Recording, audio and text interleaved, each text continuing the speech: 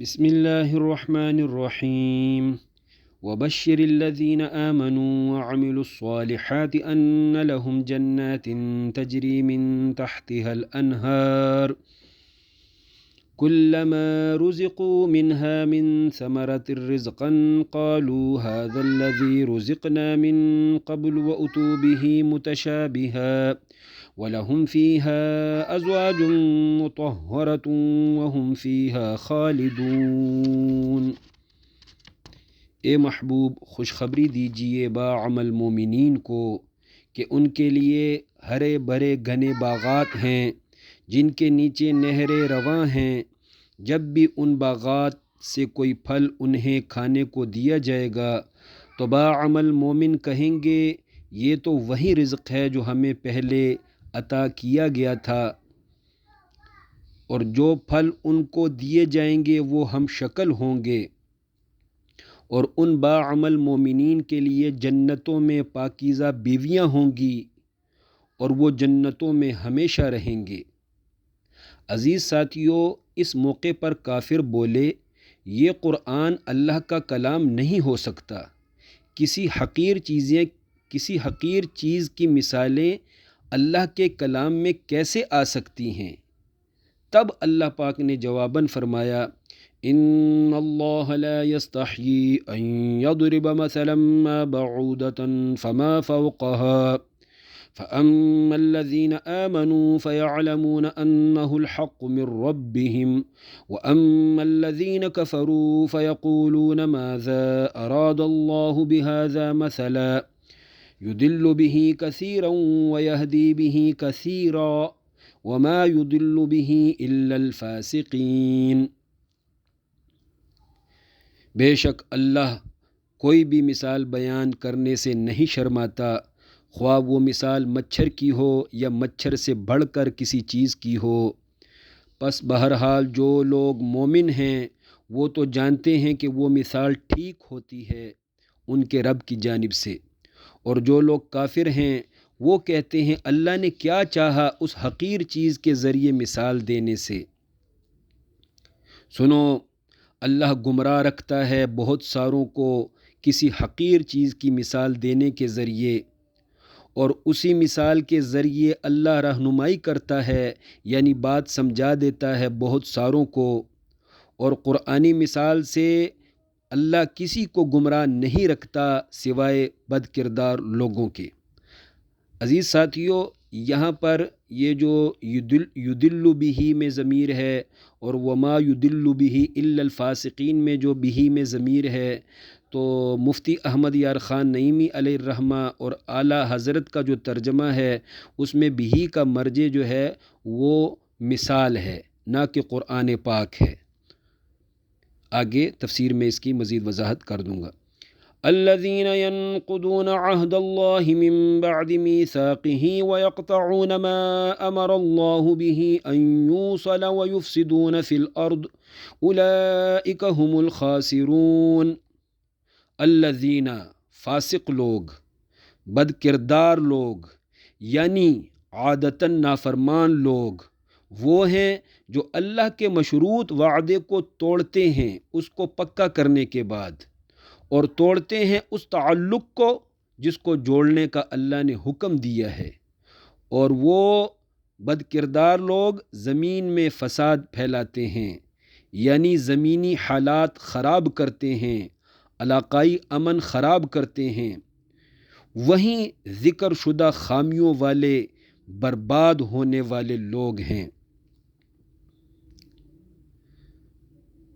کیف تکفرون باللہ وکنتم امواتا فاحیاکم ثم یمیتکم ثم یحییکم ثم الیہ ترجعون۔ یعنی اے فاسقو، اے بد کردار لوگو، کیف تکفرون باللہ، کیسے تم خدا کے منکر ہو گئے ہو، حالانکہ تم مردہ تھے، پھر خدا نے تمہیں زندگی دی، پھر وہیں تمہیں موت دے گا، پھر ہمیشہ کے لیے زندہ فرمائے گا، پھر اسی خدائے برحق کی طرف تم سب کو لوٹایا جائے گا۔ هو الذی خلق لکم ما فی الارض جمیعا، ثم استوى إلى السماء فسواهن سبع سماوات وهو بكل شيء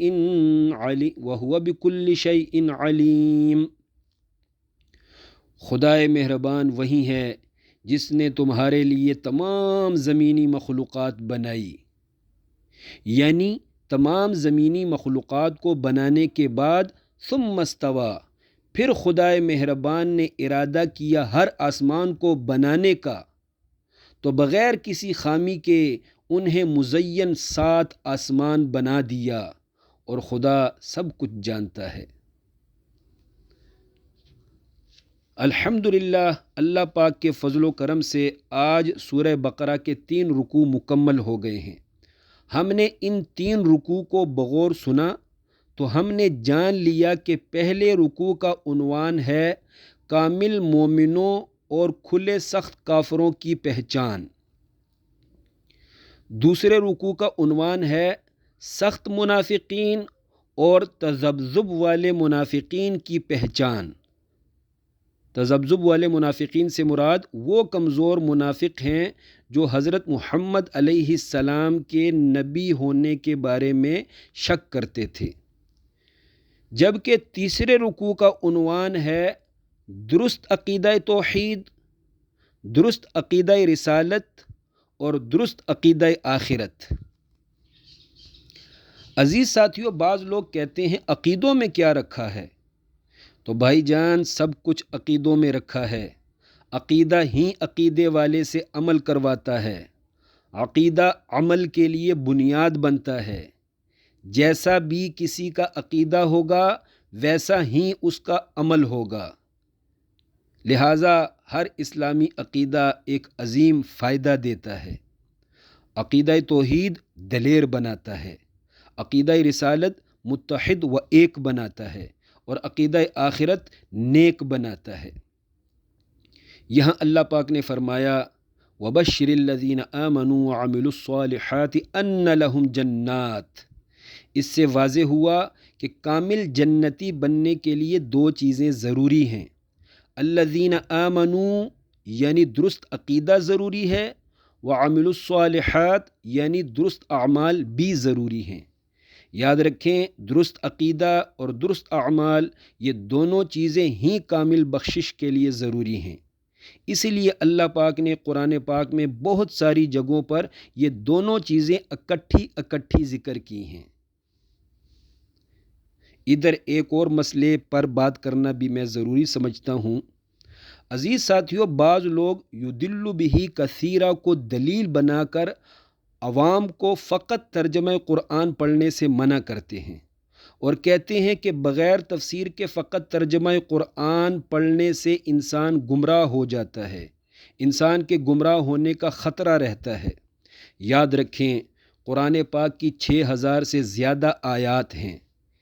امام غزالی فرماتے ہیں تمام قرآنی آیات میں سے صرف 500 آیات فروعی احکام والی ہیں،